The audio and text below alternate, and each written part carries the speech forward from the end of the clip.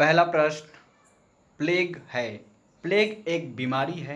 यह बीमारी किस कारण होता है? तो ऑप्शन हमारा है विषाणु जनित बीमारी, कवक जनित बीमारी, ऑप्शन सी जीवाणु जनित बीमारी, ऑप्शन डी खनिज जनित बीमारी। तो प्लेग किस रोग के कारण होता है? तो प्लेग जीवाणु जनित बीमारी है, यानी विकल्प सी।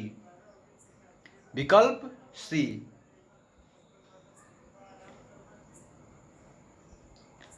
प्लेग एक संक्रामक या संसर्ग रोग है जो कि विशेष जीवाणु पास्चुरेला पेस्टिस द्वारा होता है। यह पास्चुरेला पेस्टिस द्वारा होता है। यह रोग सर्वप्रथम चूहे को होता है।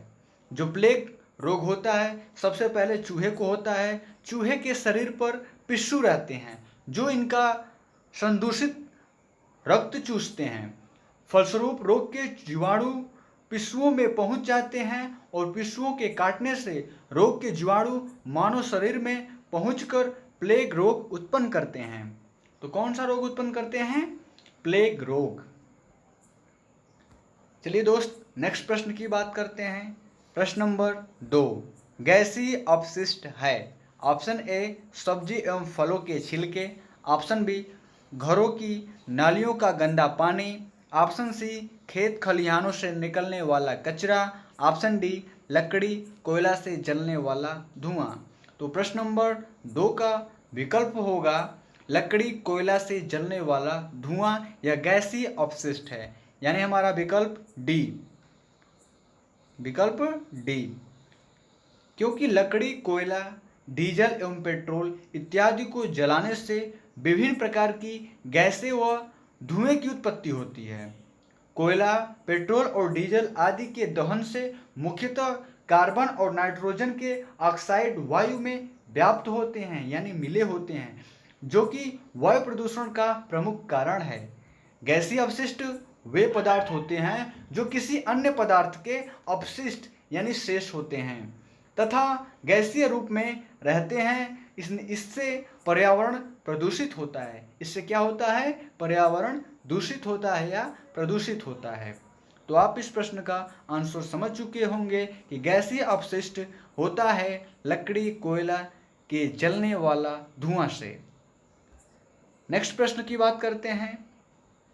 प्रश्न नंबर 3, इकोसिस्टम की सही परिभाषा क्या है?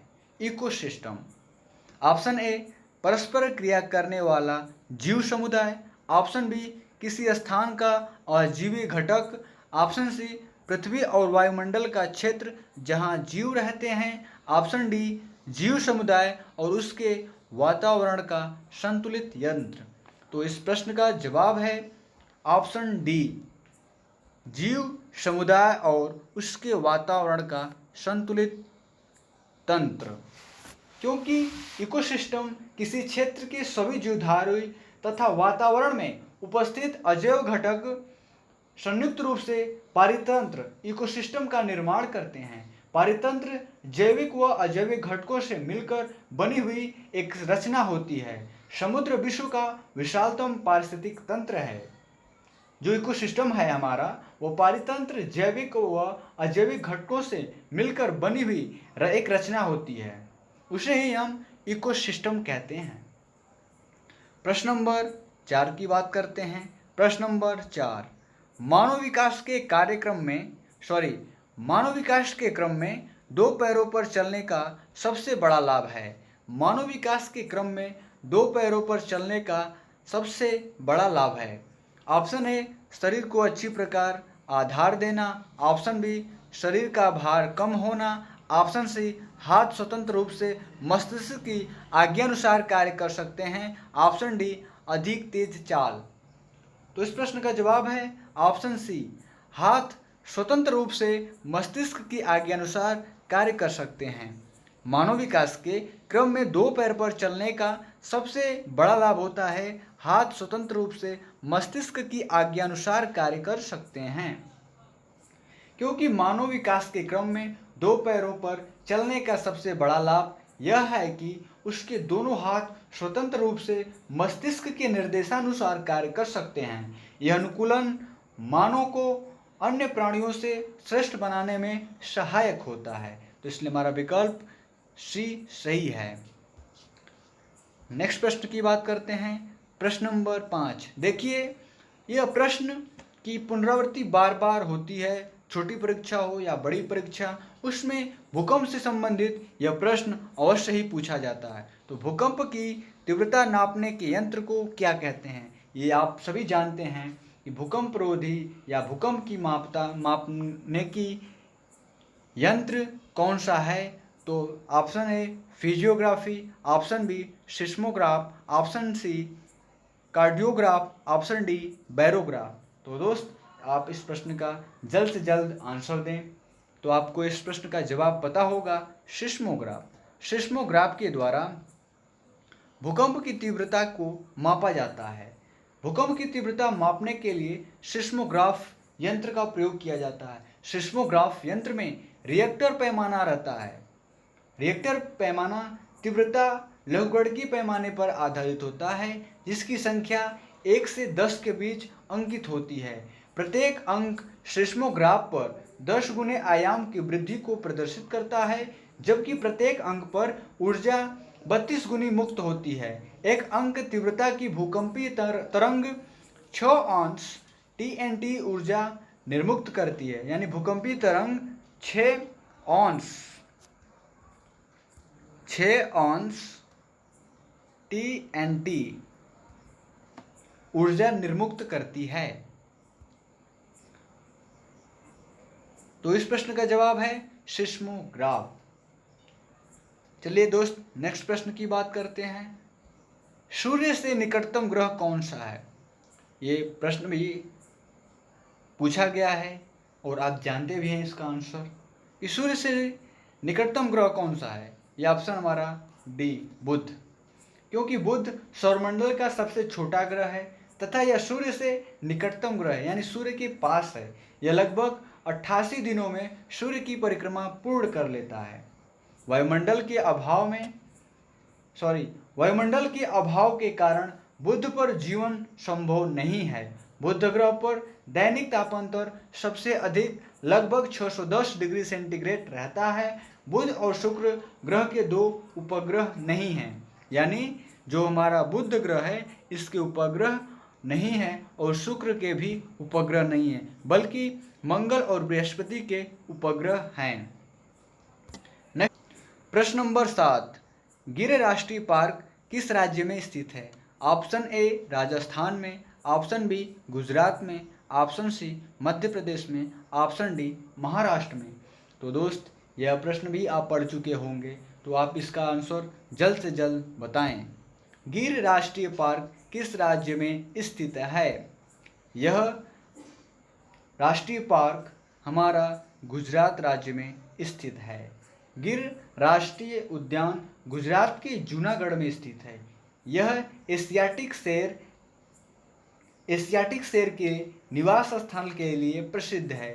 इसके अतिरिक्त यहाँ पे तेंदुआ, सांभर तथा चीतल आदि वन्य जीव भी यहाँ पाए जाते हैं। इसे जिम कॉर्बेट राष्ट्रीय उद्यान भारत में स्थापित पहला राष्ट्रीय उद्यान है। इसकी स्थापना 1936 में हैली नेशनल पार्क के रूप में हुई थी। इसकी स्थापना 1936 में हैली नेशनल पार्क के रूप में हुई थी। नेक्स्ट प्रश्न की बात करते हैं। प्रश्न नंबर 8, निरीक्षण विधि की विशेषता नहीं है। देखिए दोस्त, यह प्रश्न को आप ध्यान से पढ़िए। इसमें दिया है नहीं है। क्या है? निरीक्षण विधि की विशेषता नहीं है। तो ऑप्शन ए, यह एक मनोवैज्ञानिक विधि है। ऑप्शन बी, यह प्रत्यक्ष अनुभव पर आधारित है। ऑप्शन सी, यह एक बाल केंद्रित विधि है जिसमें शिक्षक एक प्रशासक के रूप में होता है।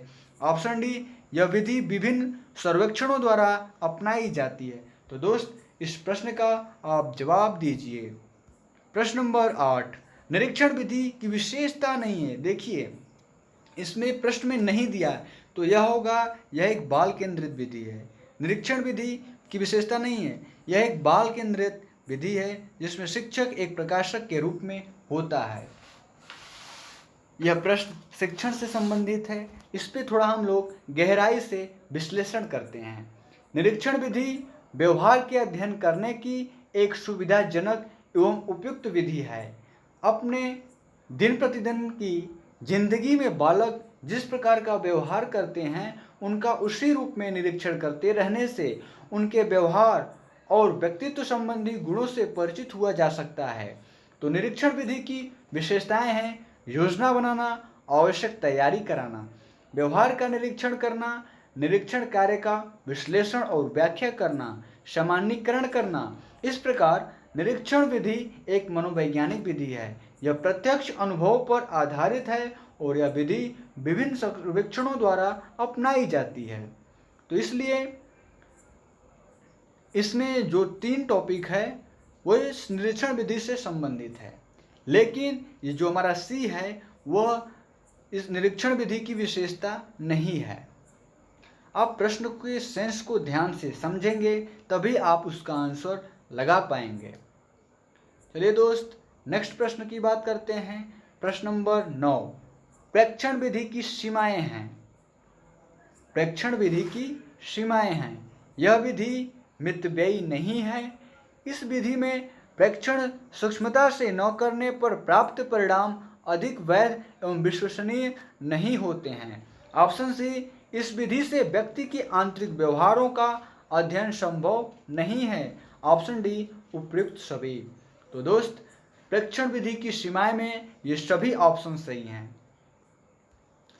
ये सभी ऑप्शन सही है क्योंकि प्रेक्षण विधि प्रायः पर्यावरण अध्ययन, सामाजिक विज्ञान, मनोविज्ञान एवं सांख्यिकी आदि के क्षेत्र में उपयोग में लाई जाने वाली विधि है। इसमें एक नमूने का अध्ययन करके उस पर पूरी आबादी के विषय में निष्कर्ष निकाला जाता है। इस विधि में लिया गया स्वतंत्र चर अनुसंधानकर्ता के नियंत्रण में नहीं होता है। इसे अप्रक्षेपी विधि भी कहते हैं। प्रेक्षण विधि की निम्न सीमाएं हैं। यह विधि मितव्ययी नहीं है। यह विधि में प्रेक्षण सूक्ष्मता से न करने पर प्राप्त परिणाम अधिक वैध एवं विश्वसनीय नहीं होते हैं। इस विधि में व्यक्ति के आंतरिक व्यवहारों का अध्ययन संभव नहीं है। तो दोस्त, प्रेक्षण विधि की ये सभी विधियां निहित हैं। नेक्स्ट प्रश्न की बात करते हैं। प्रश्न नंबर 10, पर्यावरण शिक्षा में समस्या समाधान विधि का गुण है। ऑप्शन ए, लक्ष्य केंद्रित विधि। ऑप्शन बी, सर्वजनात्मक विधि। ऑप्शन सी, चयनात्मकता। ऑप्शन डी, उपयुक्त सभी। तो दोस्त, यह भी विकल्प डी सही है क्योंकि पर्यावरण शिक्षा में समस्या समाधान की विधि में आपको लक्ष्य केंद्रित भी करना होगा, सर्वजनात्मक चाहिए, चयनात्मक चाहिए, ये तीनों चाहिए। तो इसलिए पर्यावरण शिक्षा में अनेक अवसरों पर छात्र द्वारा अपनी समस्याओं का समाधान सतत एवं व्यापक मूल्यांकन के आधार पर संभव होता है, जिसमें लक्ष्य केंद्रित विधि, सर्वजनात्मक विधि और चयनात्मकता का प्रयोग किया जाता है। तो दोस्त, यह विकल्प डी सही है। तो दोस्त, आज के वीडियो में बस इतना ही। अगले वीडियो में हम लोग पुनः पर्यावरण अध्ययन से संबंधित 10 और महत्वपूर्ण प्रश्नों को देखेंगे। आज के लिए बस इतना ही। मेरे चैनल को सब्सक्राइब करें, मेरे वीडियो को लाइक करें और कमेंट के माध्यम से आप प्रश्नों को पूछें, प्रश्नों का जवाब दें। जय हिंद।